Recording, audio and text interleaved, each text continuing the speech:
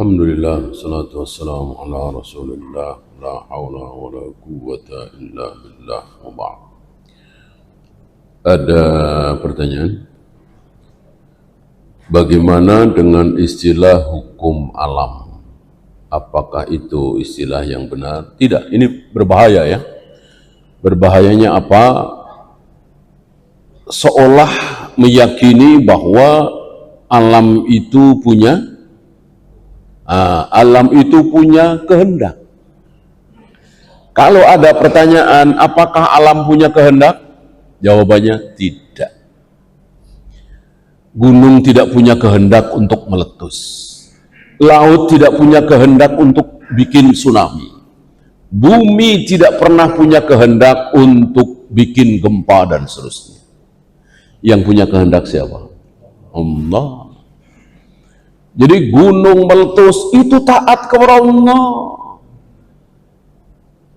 Air laut mengeluarkan tsunami itu dalam rangka taat kepada Allah. Jadi alam tidak punya kehendak. Ada syubhat, ada kaidah tadi. Seolah alam punya kehendak dan punya kekuatan. Maka kita harus baik-baik sama alam. Gitu. Kita harus baik-baik sama alam. Tidak boleh ada yang babat begini begitu, lupa bahwa segala sesuatu diciptakan oleh Allah untuk siapa? Segala sesuatu diciptakan oleh Allah untuk siapa?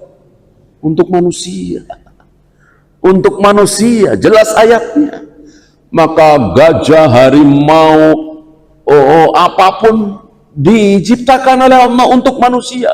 Silahkan diambil. Yang penting jangan yang haram. Jangan makan yang haram. Gitu ya. Yang punya kehendak adalah Allah. Ya taruhlah hutan-hutan itu digundul semua, ya. Tapi Allah turunkan hujan rintik-rintik, ya. Kan sanggup bagi Allah untuk menurunkan hujan itu rintik-rintik. Hujan dari habis Isya sampai jam 3 pagi, setengah 4, rintik-rintik. Itu kan manfaat sekali. Sanggup bagi Allah. Yang bikin hujan luar biasa berminggu-minggu, luar biasa besarnya, nggak henti-hentinya. Yang bikin seperti itu siapa? Allah. Maka mau hutan kayak apa kalau berminggu-minggu? Ya di zaman Nabi Nuh lah. Banjir luar biasa, ya. Sudah ada pembalakan hutan di zaman Nabi Nuh. Ya, digunduli gitu hutannya. Antum tahu kenapa terjadi banjir yang luar biasa di zaman Nabi Nuh? Karena antum tahu karena apa? Karena pembalakan apa karena syirik? Karena syirik. Nah, ini sekarang syiriknya nggak dibahas. Yang dibahas pembalakan. Syiriknya nggak dibahas. Justru syiriknya itu yang bikin banjir longsor nggak karu-karuan, itu syiriknya itu. Dosa-dosa manusia, terutama dosa yang sangat besar tadi.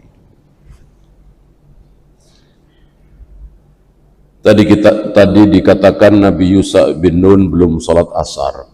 Bukankah istilah sholat asar baru ada di zaman Nabi Muhammad SAW? Tidak. Yang benar, walaupun ini tidak sharih ya, sahih tapi tidak sharih ya, seluruh para nabi, para rasul sholatnya sama.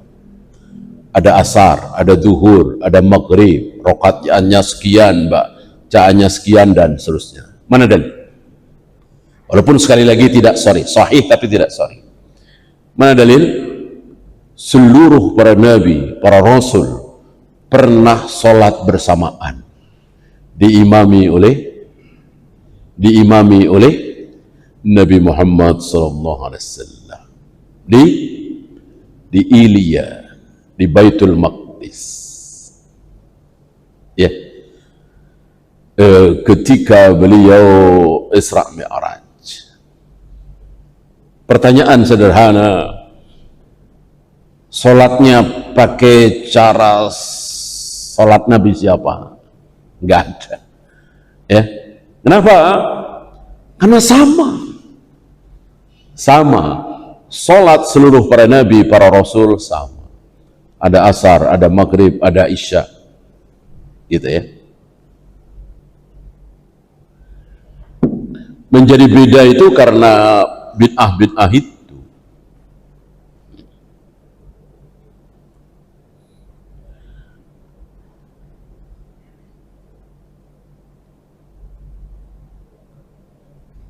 Takbiratul ihram, bolehkah membayangkan lafaz Allah? Enggak ada perintah seperti itu.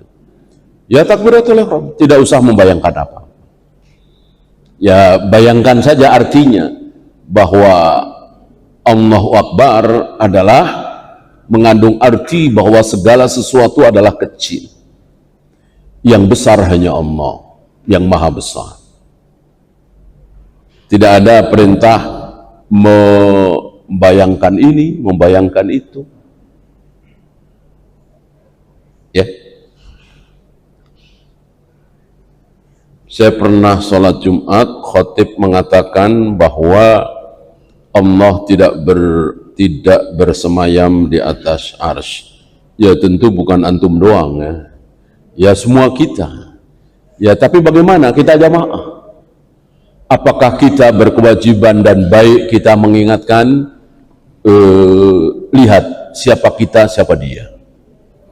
Siapa dia, siapa kita. Walaupun dia mengucapkan kalimat yang sangat batil, ini batil sekali. Allah tidak bersemayam di atas arsy, ini kalimat sebatil-batil kalimat. Tapi apakah mentang-mentang batil lalu kita harus teriak?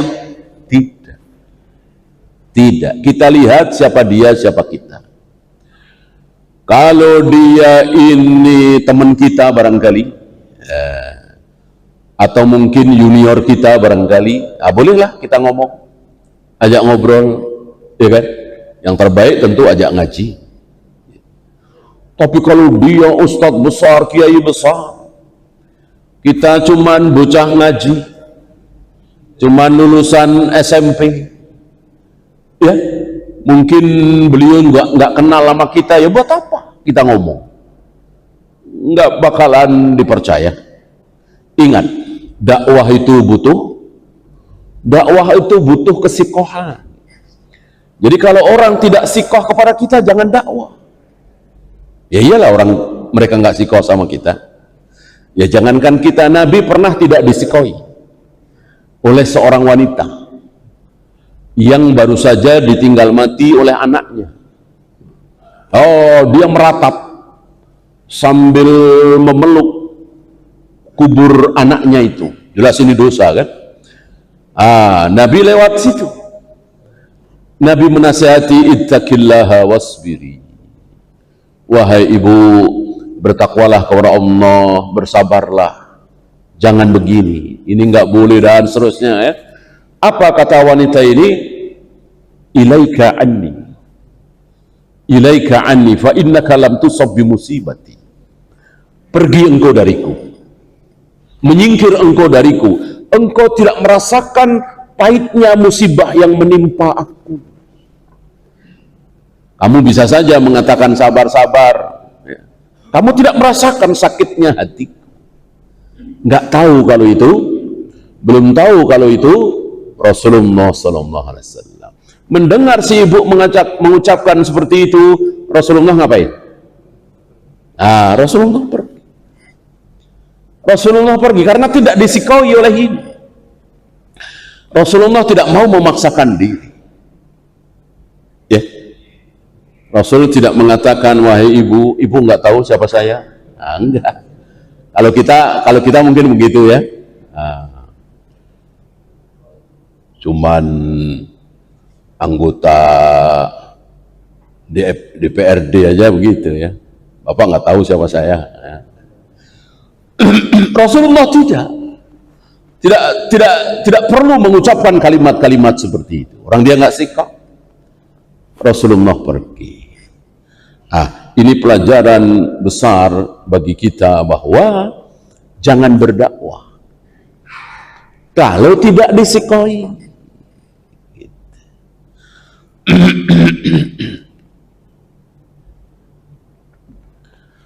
Misal saya datang ke masjid ini, gak ada satupun yang kenal sama saya, atau di masjid manalah ya, saya melihat berantakan safnya ya kan, langsung saya ceramah di situ. Nggak ada satupun yang kenal dengan saya. Saya memaksakan diri. Ini tidak benar. Ini tidak benar. Ya. Wallahu a'lam. Ya, itu saja, waktu habis. Kita akhiri. Subhanakallahumma bihamdika asyhadu an la ilaha illa anta astaghfiruka